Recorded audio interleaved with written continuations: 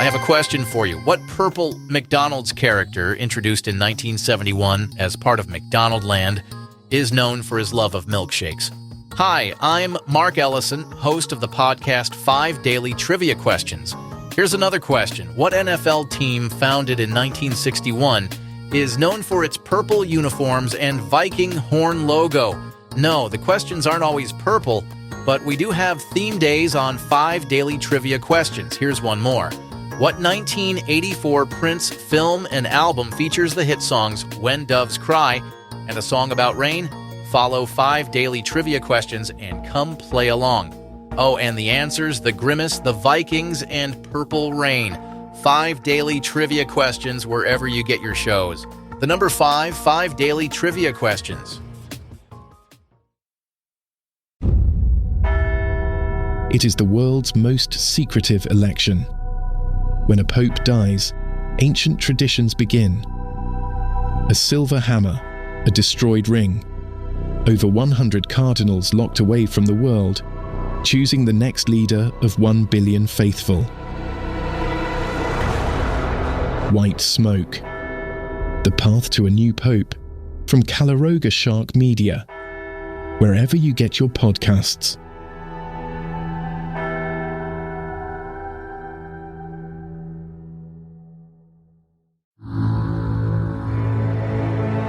Caloroga Shark Media. From Washington, D.C., where we can't stop thinking about 2028 either, this is Ballot. That's right, and the big question is JD Vance the future of the country? Let's hit this. Hi, I'm Patrick Gutfield, and let's knock today's episode out so I can go hit the bars for St. Patrick's Day. JD Vance is reinventing the role of vice president these days. He's not following the Dick Cheney model of pulling strings from a secure, undisclosed location. He's not channeling George H.W. Bush or Joe Biden as the steady foreign policy hand. No, our boy JD has taken a different approach altogether.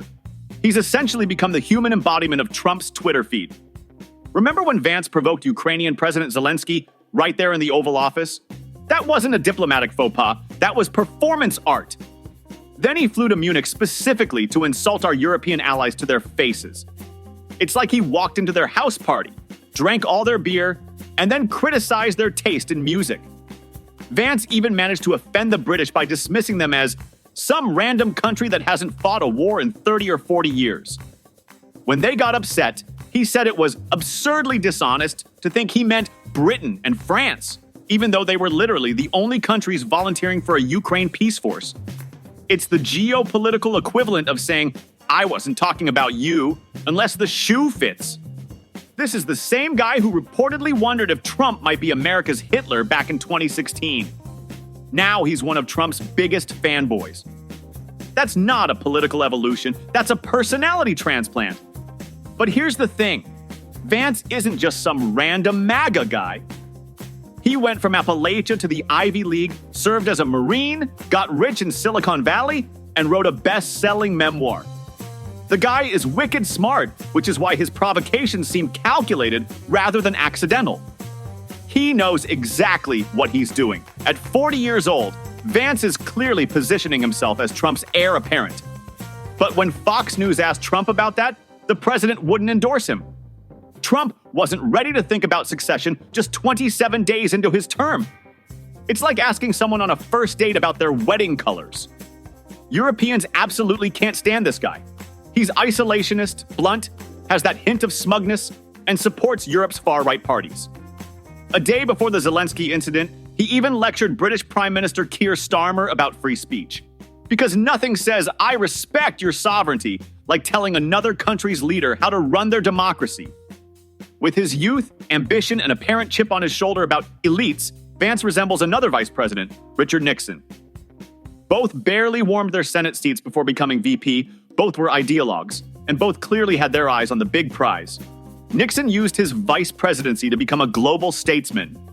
Vance seems more interested in owning the libs, but don't underestimate him. He's risen high and fast. The question is whether his ambition will lead him to fly too close to the sun. And we all know what happened to Icarus. He didn't get a second term. Donald Trump has recast our political landscape more dramatically than anyone since, well, Donald Trump. He's like that guest who shows up at a dinner party, rearranges all the furniture, and somehow everyone just goes with it. The Republican Party has basically become a one-man show starring Donald J. Trump. It's kind of like how McDonald's eventually just gave up and started selling the McRib year-round. The people demand what they demand. The GOP has this fascinating pattern. They win when Trump's on the ballot and lose when he isn't. His voters are like those friends who only show up to parties if their favorite person is there. Is Trump going? No? Then I'm staying home to reorganize my MAGA hat collection. But here's the million-dollar question. What happens when the Trump era ends? He's term limited in 2028, and Republicans will need to find someone else to be their human bullhorn. Trump has hinted at running for a third term, which is currently about as constitutional as designating pizza as a vegetable. Some suggest he could run as VP and basically run things from there. The old Putin switcheroo. But let's set aside those totally normal, not at all concerning ideas. Who could possibly grab the reins of this party in 2028? The Washington Post recently broke down the top contenders from the Home Office in Washington, D.C. At number 10, we've got Tucker Carlson, who claims he doesn't want to run, but also says he would do whatever I could to help. That's the political equivalent of saying, I don't want the last slice of pizza, but if nobody else wants it. His increasingly extreme views might be too much even for the MAGA crowd, which is like being told your heavy metal is too loud at a Metallica concert. Number 9 is Vivek Ramaswamy, who was briefly in charge of government efficiency before he managed to offend both Elon Musk and American workers simultaneously. That's multitasking.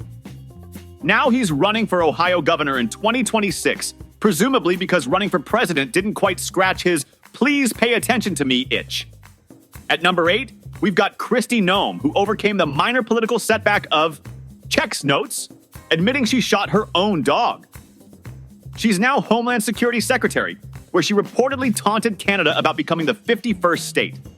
Because nothing says responsible border policy like trash-talking the country known globally for being polite. Number 7 is Glenn Youngkin, whose political stock has fallen faster than crypto. If the Trump years go poorly and Republicans suddenly decide they want a normal human being again, Youngkin checks many boxes, including can wear a vest without looking like he's cosplaying as a lumberjack. In 6th place is Nikki Haley, the 2024 runner-up who feels like she belongs in a completely different Republican Party, specifically one from 1988. Her attempts to fit into today's GOP are like watching your dad try to use TikTok. Well-intentioned but deeply uncomfortable for everyone involved. Number 5 is Marco Rubio, our current Secretary of State, who's navigating the tricky waters of having actual foreign policy principles while serving in an administration that considers vibes a legitimate diplomatic strategy. Good luck with that balancing act, Marco. At number 4 is Ron DeSantis, whose 2024 campaign proved that being Trump-like without being Trump is like being diet soda. Technically similar, but ultimately unsatisfying.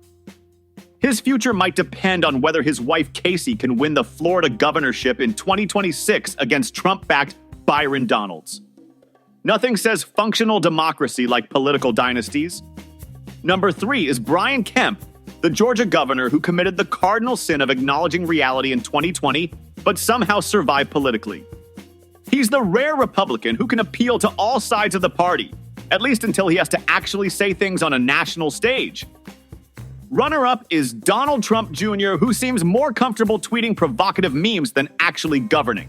But if he did run, he'd be formidable because nothing says healthy democracy like political dynasties. Wait, did I already use that joke? And the number 1 contender is JD Vance, who's in a tier by himself. He's gone from being a Trump critic to being more Trump than Trump. It's like when the tribute band somehow becomes more popular than the original. He's provocative, unapologetic, and laser-focused on the base. His political transformation has been so dramatic, it makes Madonna's reinventions look consistent. So there's your GOP future forecast, with a 100% chance of MAGA and occasional thunderstorms of reality. Democracy, what a concept!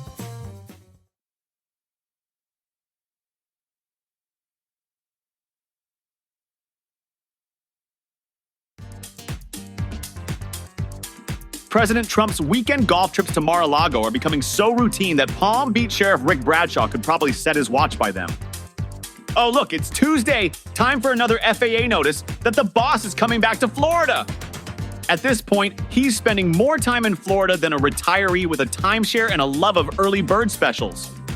The security demands are what Sheriff Bradshaw diplomatically calls substantial.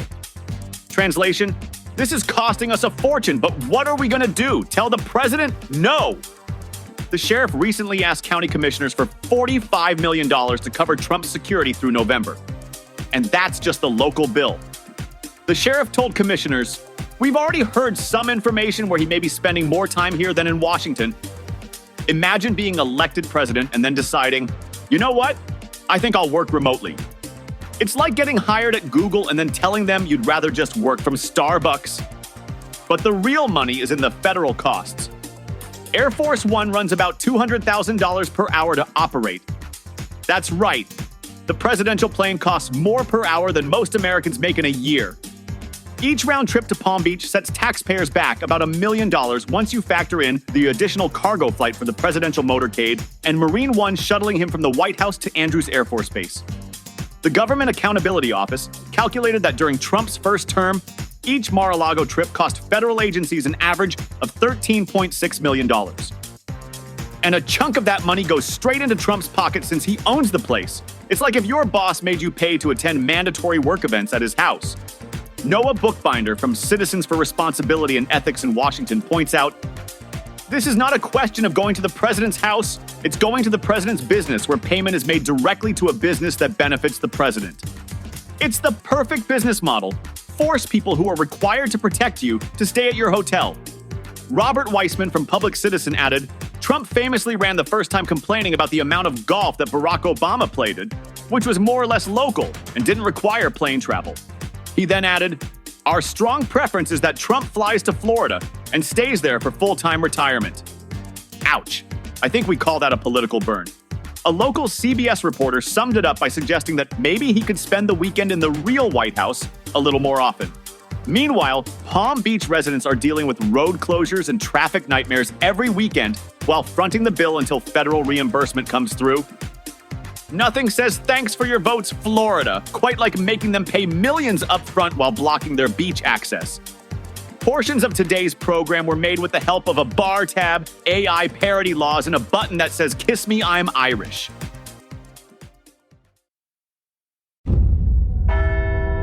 It is the world's most secretive election. When a pope dies, ancient traditions begin. A silver hammer, a destroyed ring, over 100 cardinals locked away from the world, choosing the next leader of 1 billion faithful. White Smoke. The Path to a New Pope, from Caloroga Shark Media, wherever you get your podcasts.